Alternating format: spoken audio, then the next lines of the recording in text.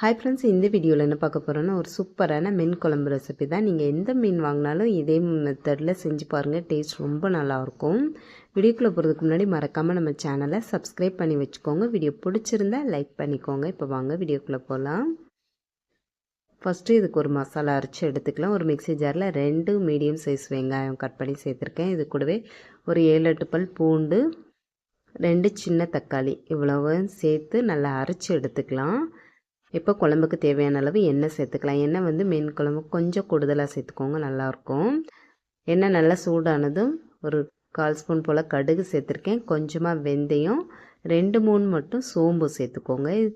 அப்புறம் ஒரு கொத்து கருவேப்பிலை போட்டிருக்கேன். இது எல்லாமே நல்லா பொரிஞ்சதும் அரைச்சி வச்சுருக்க வெங்காயம் தக்காளி பேஸ்ட்டை வந்து இதோட சேர்த்துக்கலாம். சேர்த்துட்டு பச்சை ஸ்மெல் போகிற அளவுக்கு நல்லா வதக்கணும். அப்போ தான் குழம்பு வந்து டேஸ்ட் நல்லாயிருக்கும். அடுப்பை வந்து மீடியம் ஹீட்டில் வச்சுட்டு நல்லா அதை வந்து வதக்கி எடுத்துக்கோங்க. இப்போ ஒரு 2 பச்சை மிளகாய் அதை வந்து லைட்டாக கட் பண்ணிவிட்டு சேர்த்துக்கிறேன். அப்புறம் ஒரு முருங்கைக்காவும் சேர்த்துருக்கேன். மீன் குழம்புக்கு முருங்கைக்காய் சேர்த்து பண்ணும்போது டேஸ்ட் ரொம்ப நல்லாயிருக்கும். அதையும் இதோடையே சேர்த்து வதக்கிக்கிறேன். இப்போ பச்சை ஸ்மெல் போக சூப்பராக வந்து வதக்கி எடுத்தாச்சு. இப்போது மசாலாலாம் சேர்த்துக்கலாம். கொஞ்சமாக மஞ்சத்தூள் சேர்த்துக்கிறேன். அப்புறம் நான் வந்து இன்றைக்கி குழம்பு மிளகாய்த்தூள் தான் சேர்த்துருக்கேன்.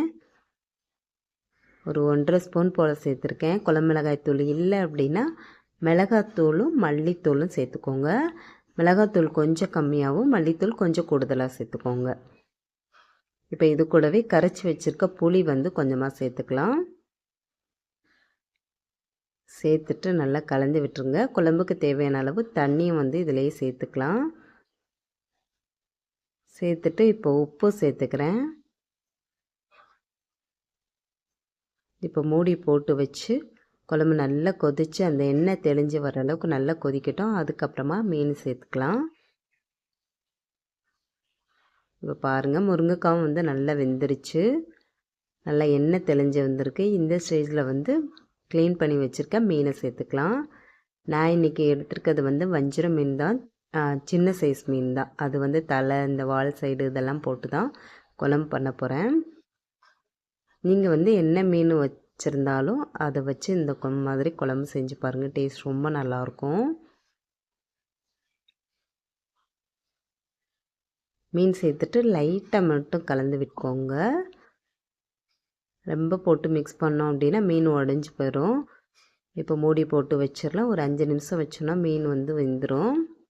இப்போ சூப்பராக மணக்க மீன் குழம்பு வந்து ரெடி ஆயிடுச்சு. ரொம்பவே டேஸ்ட்டு சூப்பராக இருக்கும்.